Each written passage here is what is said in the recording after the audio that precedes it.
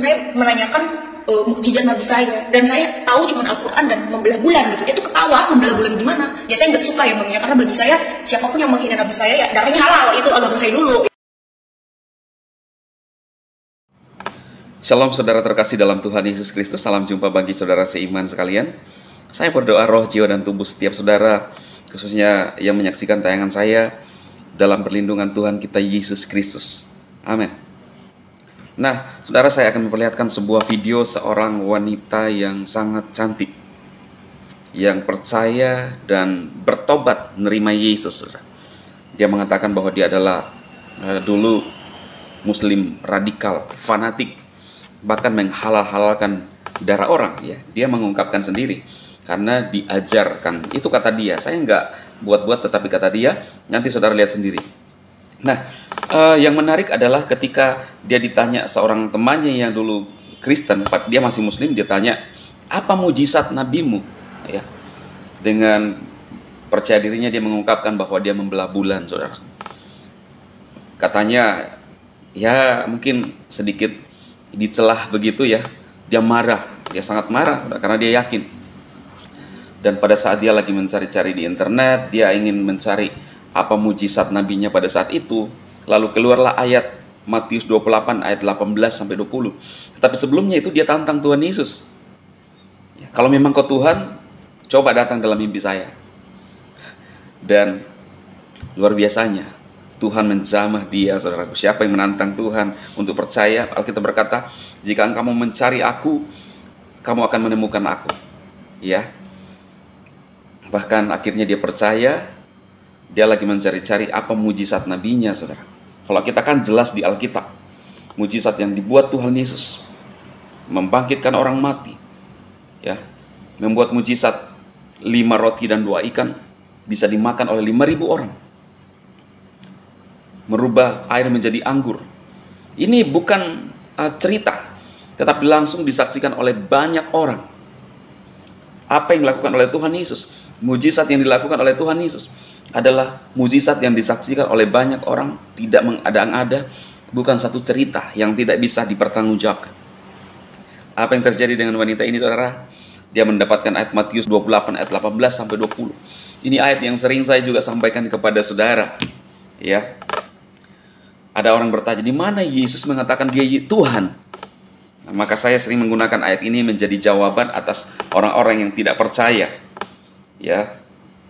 Di dalam Matius 28 ayat 18 sampai 20. Yesus mendekati mereka dan berkata, kepadaku telah diberikan segala kuasa di surga dan di bumi. Karena itu pergilah, jadikanlah semua bangsa muridku dan baptislah mereka dalam nama Bapa, Anak, dan Roh Kudus. Dan ajarlah mereka melakukan segala sesuatu yang telah kuperintahkan kepadamu. Dan ketahuilah aku menyertai kamu senantiasa sampai kepada akhir zaman.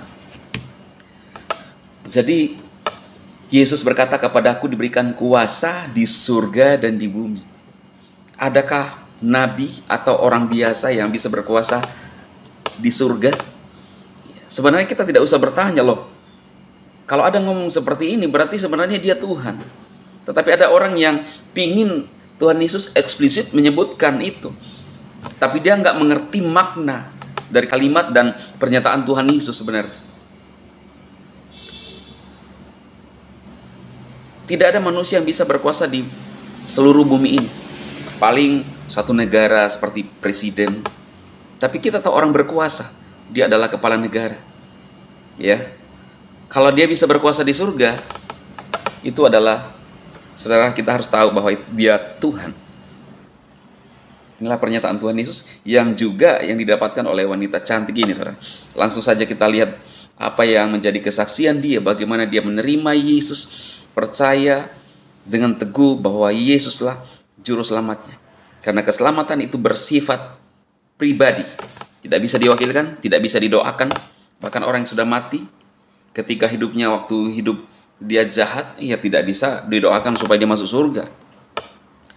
Ya, yang membuat nantinya itu hidupnya apa masuk surga atau tidak itu ketika dia hidup, apakah hidup benar, bukan cuma hidup benar, hidup baik, tetapi dia harus mengerti dan mengenal bahkan menerima Yesus sebagai Tuhan dan Juru Selamat. Oke saudara, selamat menyaksikan. Tuhan Yesus memberkati. Saudara bisa men-share untuk memberkati saudara kita seiman. Tujuannya adalah untuk memuatkan iman saudara yang Kristen supaya tidak meninggalkan Yesus. Mereka saja yang tidak percaya Yesus diberikan mujizat supranatural supaya percaya Yesus. Apalagi saudara yang sudah percaya harus tetap teguh dan kuat imannya. Selamat menyaksikan. Tuhan memberkati. Kenapa kok pindah? Coba jelasin. Oke, saya jelasin sedikit ya Bang. Karena hidup saya sekarang adalah bagi kemuliaan Tuhan ya Bang. Apalagi ini mengabarkan kabar baik gitu. Karena hidup untuk bersaksi ya Bang ya. Oke, saya jelasin. Saya itu dulu Islam Bang. Saya itu Islam yang fanatik, Islam yang dimana aku tuh nggak suka sama orang-orang Kristen ya. Pokoknya orang-orang yang beda agama sama saya itu ngerasa gimana gitu, mereka tuh di mata saya tuh udah jelek aja, karena saya dari kecil udah didoktrin Bang. Karena saya sekolah Islam, lingkungan saya semuanya Islam, gak ada orang Kristen Bang di lingkungan saya, di rumah saya itu nggak ada. Keluarga saya juga Islam semua, jadi nggak ada celah untuk mengenal pengajaran Yesus gitu loh. Ya yang saya tahu Yesus hanya Nabi Isa gitu loh. Dan ada kesempatan di mana saya punya teman Kristen Bang, saya nggak tahu kalau dia itu orang Kristen. Nah setelah saya tahu dia orang Kristen, saya tuh marah-marah gitu. Udah kamu nggak usah berteman sama saya lagi. Aku udah nggak mau berteman sama orang kafir gitu. Dan hati saya itu optimis. Pokoknya saya harus bisa menjadikan dia itu orang Islam. Nah itu. Dan dimana saya itu sering menyerang keimanan dia.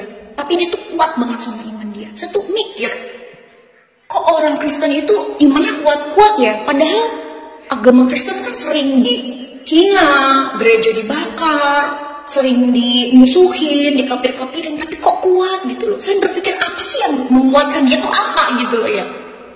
Nah, kita cekcok, terus saya tuh ngerasa kesekak waktu itu. Karena teman saya menanyakan mukjizat Nabi saya, dan saya tahu cuman Al-Quran dan membelah bulan gitu. Dia tuh ketawa, membelah bulan gimana? Ya saya nggak suka ya Bang ya, karena bagi saya siapapun yang menghina Nabi saya ya darahnya halal, itu agama saya dulu. Ya mungkin nggak semua lah orang Islam itu intoleran. Kalau saya orang Islam yang intoleran gitu. Dan saya tuh tantang Tuhan Yesus waktu itu. Coba kalau memang Tuhan kamu itu Tuhan yang benar, kalau memang Tuhan kamu itu Tuhan yang hidup, kalau memang Tuhan Yesus itu adalah Tuhan semesta alam, tunjukin sama saya, kata saya gitu. Suruh datang ke mimpi saya tantang Tuhan waktu itu, dan luar biasa saya mengalami Tuhan Bang. Dimana Tuhan tunjukkan firman yang luar biasa pada saya. Saya tuh niatnya buka Google, saya tuh mau mencari mukjizat Muhammad gitu ya, mau mencari mukjizat Muhammad, karena teman saya nanya-nanya terus mukjizat Muhammad itu apa, mukjizat Muhammad itu apa. Dan saya tuh cari tahu, karena yang setahu saya itu mukjizatnya cuma membelah bulan sama Al-Quran aja, itu mukjizat terbesar gitu. Malah yang keluar itu Matius pasal 28 ayat 18 sampai 20. Saya bingung ini apa. Saya ngetik apa, keluarnya apa, aku bilang Yesus berkata, aku berkuasa di surga dan di bumi, di langit dan di bumi. Dia akan menyertai kita sampai akhir zaman, menyertai orang percaya. Itu yang membuat saya bertobat. Agama, kalau ada orang tua, insya Allah orang tua menentang. Padahal saya bikin PT itu nggak lagi minggu-minggu soal agama dan perasaan.